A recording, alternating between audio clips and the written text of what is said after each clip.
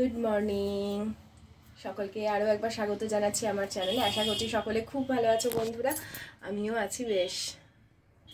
এই যে আজকের জন্মদিন, সকাল সকাল কাজে লাগিয়ে দিয়েছি। আনছি যে এখন পরীক্ষা, রান্নাবান্না করব, কিন্তু তোমাকে কাজে হাতে হাতে হেল্প করতে হবে। ও যদি অনেক সকালে উঠে কাজে বেরিয়ে গেছিলো, আসবার পথে মাংস নিয়ে এসে, অ্যাকচুয়ালি থার্সডে না মাংস পাওয়া যায় না, খাসির মাংস এখন আজাদা খোলা রাখছে মাংস, অনেক দিন হয়ে গেছে এটা। এখন মানে আমরা যখন ছোট ছিলাম থার্সডে কোনো খাসির মাংসের দোকান খোলা থাকতো না। এখন দেখি খাসির মাংসের দোকান থার্সডেতেও খোলা থাকে। তো এই যে নিয়ে এসেছে, এই যে মাটার। বাবা কত চর্বি নিয়েছো গো। চর্বি ওইটা তো এমনি চর্বি আছে, মাংসের সঙ্গে চর্বি থাকবে না। আর এই যে রসুন টসুন কাটিয়ে রেখেছি। হ্যাঁ, আর আমি কালকে রাত্রিবেলা নিজে কেক বানিয়ে ওকে কেক কাটিয়েছি। কারণ সত্যি বলতে একদম পরীক্ষা 2 তারিখ থেকে স্টার্ট হচ্ছে, আর আমার না সত্যি বলতে সেই মানসিকতা নেই। মানে মনের মধ্যে যে একটা উৎফুল্লতা, এমন নয় যে মানে অনেকে বলবে এত টেনশন করার কি আছে। টেনশন কিছু মানুষ আছে, তুমি টেনশন করবার মতন জিনিস না, সামান্য জিনিসও মানুষের টেনশন করে, জানো, যে বাবা পরের দিন আবার কোথাও ধরো যেতে হবে, সেটা নিয়েও মানুষের টেনশন করে। তারপরে হচ্ছে কোনো একটা কাজ উঠে আমাকে এটা করতে হবে, মানে সংসারের কাজ নিয়ে অনেকে টেনশন করে, জানো, যে আমাকে সকালবেলা ঘুম থেকে উঠে কাজ করতে হবে, এটাও একটা প্যালপিটেশন হয়। তো যাদের টেনশন করবার তারা টেনশন করবেই। আর আমি তো আমার তো অ্যাংজাইটি হয়। আমার সব কাজ যতক্ষণ না পারফেক্ট হচ্ছে ততক্ষণ আমার মধ্যে অ্যাংজাইটি হবে, সেটা কোনো কিছুতেই আমায় মানে কমাতে পারবে না। তো এই হচ্ছে ব্যাপার। যতক্ষণ আয়ুষ্মানের এক্সাম শেষ হচ্ছে ততদিন আমি তো নিশ্চিন্ত হতেই পারছি না। তারপরে আবার যতক্ষণ না রেজাল্ট আউট হবে ততক্ষণও নিশ্চিন্ত না। তো এই হচ্ছে এখন। ঠিক আছে, চলো, রিল্যাক্সেই আছি, মোটামুটি মাথাটাকে ঠান্ডা রাখবার চেষ্টা করছি। আর এই চা হয়ে গেছে, লিকার চা করলাম। ওদের দাদাকে সকালবেলা, মানে দাদা ওদেরকে সকালবেলা কেক দিয়ে এলাম। দাঁড়াও, কারণ রাত্রিবেলা ওরা অনেক তাড়াতাড়ি ঘুমিয়ে যায়, অনেক তাড়াতাড়ি সকালবেলা ওঠে, তো সেই 4:30 5টার সময় ওঠে ওরা দোকান খোলবার জন্য। সেই জন্য ওদেরকে আর অত রাতে ডাকিনি, বুঝতে পারলে। মাম্মাম ফাম্মাম থাকলে, মাম্মাম তখন থাকে না, আর বাবানও ঘুমিয়ে পড়ে, তো ওই জন্য ওদেরকে আর ডাকিনি। আমি নিজেরাই ছোটো করে কেটেছি। অন্য সময় হলে বাইরে দিয়ে আমি কেক কিনে আনি, কালকে আর আনা হয়নি। তোমার এই কেক ভালো লাগে না বাইরের কেক? অবশ্য পেস্ট্রি খুব একটা পছন্দ করে না, পেস্ট্রি পছন্দ করে আয়ুষ্মান। চলো, সকাল সকাল দার্জিলিং টি রেডি, আর কেকটা যা কালকে হয়েছে না, ভালোবাসা দিয়ে করেছি। আজকে ঘুম থেকে উঠেছে আয়ুষ্মান 8:30টায়। মানে এটা ওর কাছে তাড়াতাড়ি। অ্যাকচুয়ালি রাতেও তো শুই অনেকটা রাতে, আমরা পড়া কমপ্লিট করে তারপরে আমরা অনেকটা রাতে শুই, ফলে সকালবেলা উঠতে ও পারছিল না, তাই উঠতে পারছে না। 8:30টায় আমি না ওঠো ওঠো ওঠো করে উঠিয়ে দিয়েছি, একদম শোবে না। আর এমনি দিনে তো 10টার আগে উঠবেই না। ওই জন্য অনেক সময় হয় না, বাচ্চাদের স্কুল কামাই কোনো কারণে ধরো করিয়ে পড়ালাম বা কিছু, আমি ওকে করাই না, কারণ হচ্ছে ও 10টা অবধি ঘুমোবে। তো 10টা অবধি যদি ঘুমোবেই, পড়ার লাভ নেই, কামাই করে তার থেকে স্কুলে যা। এই আয় বাবা না, বড় প্রেশারে মাটনটা করেছিলাম, এই দেখো। আর এটা হচ্ছে ওদের ঘরের জন্য 1 গামলা পাঠিয়ে দিচ্ছি, মানে ও ঘরে সবার জন্য। কি করলাম বলো তো, বেগুন ভাজা আর আলু ভাজা ওদের দিয়েছি, আর আশিসের জন্য 3 রকম ভাজা করব। আর এটা হচ্ছে মুগ ডাল, একটু ঘন ঘন করেই করেছি, এগুলো ওদের ঘরে দিতে যাব আমি। আর কিছুটা পাঠিয়ে দিয়েছি। ওতে না আমি কিচ্ছু সেরকম শেয়ার করতে পারছি না তোমাদের সাথে, যে কিছু দেখাবো পরে শেয়ার। আজকে তো 26শে ফেব্রুয়ারির ব্লগ তোমরা দেখছো, মানে যেদিন ওর জন্মদিন ছিল আমার হাজব্যান্ডের, ও সেদিন পুজো দিয়েছে, বৃহস্পতিবারের পুজোটা ও দিয়েছে। সত্যি বলছি, যে কোনো পরিস্থিতি, যে কোনো সমস্যা হোক বা যে কোনো সমস্যা সমাধানের ক্ষেত্রে নিজের হাজব্যান্ড যদি পাশে থাকে না, সে যদি যেটুকু সাহায্য করে সেটুকুই তখন মনে হয় পরম পাওয়া। আর আমার যে কোনো ক্ষেত্রে, সেটা আমার অসুস্থতা হোক বা যে কোনো কিছুতে হোক, হাজব্যান্ডকে যখন পাশে পাই না, তখন মনে হয় সত্যিই হয়তো জীবনে আর কিছু সঠিক, মানে আমি সিদ্ধান্ত নিই না এক্ষেত্রে আমি সঠিক সিদ্ধান্তই নিয়েছিলাম। তোমরা জানো প্রত্যেক বছর আমি আশিসকে ভালো মতন পঞ্চব্যঞ্জনে রান্না করে খাওয়াই। এবারে আমি অত পঞ্চব্যঞ্জন না করতে পারলেও কিছু স্পেশাল রান্না আমি ওর জন্য করেছিলাম, দেখো তোমাদের কেমন লাগে। বলো কি কি রান্না হয়েছে তোমার জন্য? প্রথম পাতে ভাজা হয়েছে বেগুন ভাজা, 3 রকম ভাজা করেছি। কাঁচকলা ভাজা, আর মিষ্টি আলু ভাজা, আর আলু পোস্ত, লাউ শুক্তো, বড়ি দিয়ে লাউ শুক্তো করেছি। বড়ি দিয়ে লাউ শুক্তো আর মুগ ডাল, সাথে রয়েছে মটন কষা, আর দেরাদুন রাইস ভাত, সাথে রয়েছে সত্যনারায়ণের মিষ্টি দই, সাথে রয়েছে 1টা 2টো 3টে সন্দেশ, একটা হচ্ছে গোপালভোগ, আর একটা হচ্ছে লাড্ডু মতিচুরের সব জানবে, এটা হচ্ছে আমার ফেভারিট। সব মিষ্টির নাম বলে দেয়, মানে মিষ্টি প্রেমী এত। তো আজকে আমি এইটুকুই ওকে করে দিতে পারলাম, আর বেশি কিছু, কারণ ছেলের এক্সাম তো সেই জন্য বেশি কিছু আমি বানিয়ে দিতে পারিনি। এটাই যথেষ্ট আমার পক্ষে। মাছ টাছ খেতে ও বেশি ভালোবাসে, অন্যান্য সময় 3-4 রকম মাছ করে দিই। মাছটাই আমার ঘাটতি হয়েছে। ঠিক আছে, 3-4 রকম মাছ করে দিই, অল্প করেই খাবো। স্টার্ট করছি। হ্যাঁ স্টার্ট করো বন্ধুগণ, স্টার্ট করছি। প্রথমে ডাল দিয়ে। যখন প্রথম মা হয়েছিলাম তখন তো বাচ্চার এটা না ওটা ডাক্তার যা বলতো সেভাবে চলতাম। তারপরে অনেকের কাছেই শুনতে হতো যে আমরা তো আর কোনো দিন মা হইনি। প্রত্যেকটা ইন্ডিভিজুয়াল মেয়ের কাছে তার মা হওয়ার যে জার্নিটা সেটা সম্পূর্ণ আলাদা থাকে। এই যে কদিন আগে আমাকে একজন বলেছিলেন না যে ক্লাস 10 হলে তাহলে তুমি কি করবে, আমার কাছে কিন্তু ক্লাস 6টা আমার ছেলের ক্ষেত্রে প্রথম সে সেকেন্ডারি সেকশনের ফার্স্ট, এটা ওর ধাপ। এতদিন প্রাইমারি সেকশনে ছিল, ক্লাস 5 পর্যন্ত পড়াশোনায় মোটামুটি না চাপ দিলেও চলতো, কিন্তু যখন 6-এ উঠে গেল ওদের সমস্ত কিছু চেঞ্জ হয়ে গেছে, মানে সিলেবাস চেঞ্জ হয়ে গেছে পুরো, মানে first term, second term, third term এখন থাকে, প্লাস এক্সট্রা ওদের অনেক কিছু পড়াশোনা থাকে, এক্সট্রা এমন কিছু অঙ্ক থাকে যেগুলো আমি কোনো দিন করিনি, আমি পারি না। তো সেই সমস্ত কিছু আমার কাছে যখন প্রথম, আমার ক্ষেত্রে কিন্তু চাপ থাকাটা স্বাভাবিক, আমার কেন, যে কোনো মায়ের ক্ষেত্রেই তাই। আর এই সমস্ত পরিস্থিতি কাটিয়ে ওঠা যায় একমাত্র স্বামী যদি পাশে থাকে। সত্যি কথা বলতে কি, আমি ভীষণ এই সমস্ত দিক থেকে হেল্প পাই। আর বলো যে আমি যে কত ধরনের রান্না করে এমনি সময় ওদের খাওয়াই, কত কিছু সব কিছু সেট আপ রাখি, তো মাঝে সাঝে যখন এরকম রুটিন চেঞ্জ হয়ে যায় তখন ঘরের মানুষগুলোকেও একটু অ্যাডজাস্ট করতে হয় যাতে আমাদের যে সন্তান আছে তার ভবিষ্যৎটা সুন্দর হয়, যাতে সে ভালো মন্দ বিচার করতে পারে, তাকে কি করতে হবে, তাকে কিভাবে কি করলে সে এগিয়ে যেতে পারবে জীবনে, সেগুলো তাকে শেখাতে হবে। তো যাই হোক, এটা না নেক্সট দিন হয়ে গেছে আশিসের জন্মদিনে, আর আমি সেরকম কিছু শেয়ার করতে পারিনি। করব সব কিছুই ধীরে ধীরে, পরীক্ষাটা হয়ে যাক, আমি আবার সব কিছু সুন্দর যেরকমভাবে ব্লগ বানাই সমস্ত কিছু সেলিব্রেশন হবে, সব কিছু শেয়ার করব।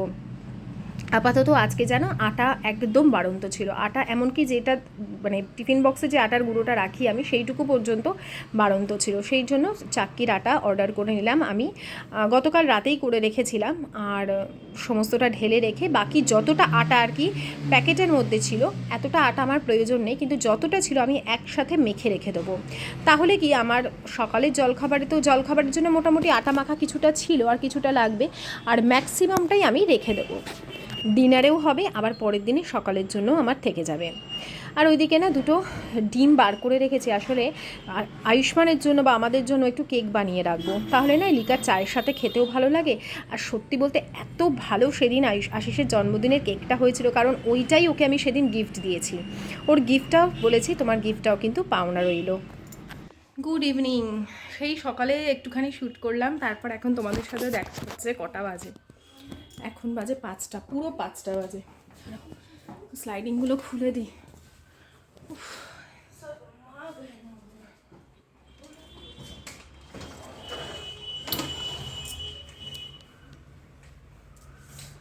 আলো বাতাস, আমার এই ঘরে এত না অন্ধকার হয়ে যায় ক্যামেরাতে আলোর চোটে।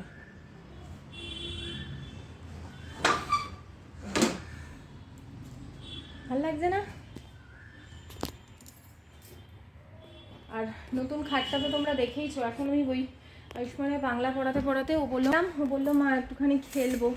আলাম যা খেল, তাহলে আমি একটুখানটা শুয়ে রেস্ট নিই, ও খেলতেও পারবে, আর আমি ওর বাংলা টাংলাগুলো একটুখানি দেখবো, পড়াবো। আহ এই গদিগুলো নেওয়া হয়েছে না, সেই স্পঞ্জি গদিগুলো নড়তে চড়তে যেন একেবারে উঠে যাচ্ছে ভিতর থেকে। আমার জানলা আর ওই যে মেট্রো স্টেশন, মানে মেট্রো লাইন দেখা যাচ্ছে, ক্যামেরাতে তো একটু দূরে দেখা যায়, মানে দূর দেখাচ্ছে, এই এতটাই কাছে। এখান থেকে অনেকেই মানে যারা আমার সে একজন বলছিলেন আমাকে কালকে এক বন্ধু, যে পায়েল রবীন্দ্র সদন থেকে রোজ যাতায়াত করি, গড়িয়ার দিকে যাও, তো আমার বাড়িটা কিন্তু ওই মেট্রো যেতে যেতে দেখতে পারবে, রানিং মেট্রো থেকে দেখা যায়। এবার তোমরা তো আর আমার বাড়ি চেনো, যার ফলে কি আইডেন্টিফাই করতে পারবে না। টালিগঞ্জ ক্রস করে নেতাজিটা ক্রস করলে তারপরেই আমার বাড়ি। তো চলো দেখি কতদূর কি শেয়ার করতে পারি। কি আমি পড়াশোনা করছি, আর একে দেখো কি করছিস বল? খেলছি। আমার পরীক্ষা বললাম না, আমার পরীক্ষা। আমার তো একটা দিনই পরীক্ষা, আমার তো সারাদিন পরীক্ষা। আমার একটা দিন পরীক্ষা মানে বুঝলাম না, হিস্ট্রি জিওগ্রাফি এগুলোর দিন আমার বসতে হবে না তো? হিস্ট্রি জিওগ্রাফি এগুলোর দিন আমার বসতে হবে না তো? দেখেছো নোংরা বলটাকে নিয়ে? আমার সারাদিনই আমার পরীক্ষা, আমাকে ট্রেন করতে হবে যাতে মোহন বাগান আমাকে সাইন করে। আবার জাগলেই পারি না ছোট বন্ধু। ভাই কথা বলিস না, পড়াশোনায় মন দে, পড়াশোনায় মন দে। পড়াশোনা তো হবে, পড়াশোনাটাই তো সব, আমি বলে দিলাম। কিন্তু খেলাধুলা করবি, এন্টারটেনমেন্টের জন্য করবি। আমার এন্টারটেইনমেন্ট না তোমার। তো এখন আমি ওই আয়ুষ্মানকে না প্রশ্নগুলো লিখে দিচ্ছি। তোমরা অনেক সময় আমাকে জিজ্ঞেস করো পায়েল তুমি কিভাবে আয়ুষ্মানকে পড়াও, তো আমি ওকে প্রথমে প্রশ্ন উত্তর লিখে রাখি। আমার যে সাবজেক্টগুলো থাকে আমি প্রশ্ন উত্তর লিখে রাখি সম্ভাব্য, প্লাস ওকে সেগুলো মুখস্থ করাই। তারপরে ভেতর ভেতর অন্য রকমভাবে ঘুরিয়ে ফিরিয়ে প্রশ্ন ওকে লিখতে দিই। পরীক্ষার সময় তাই করছি। এবার লিখতে দিয়ে কিন্তু আমি উঠে চলে যাই না বা নিজের কাজকর্মে চলে যাই না, ওকে আমি বসিয়ে করাই, যাতে অন্য কোনোভাবে ওর মনটা ফাঁকিবাজির দিকে না যায়।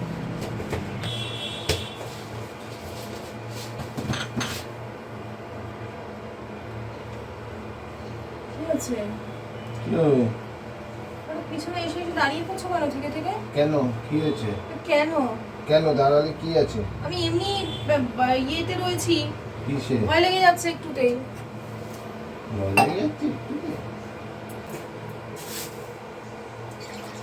মানে আমার রেসপন্সিবিলিটি যেটা যেটাতে আমার দায়িত্ব, সেই দায়িত্বটা আমার যতক্ষণ না কমপ্লিট হচ্ছে।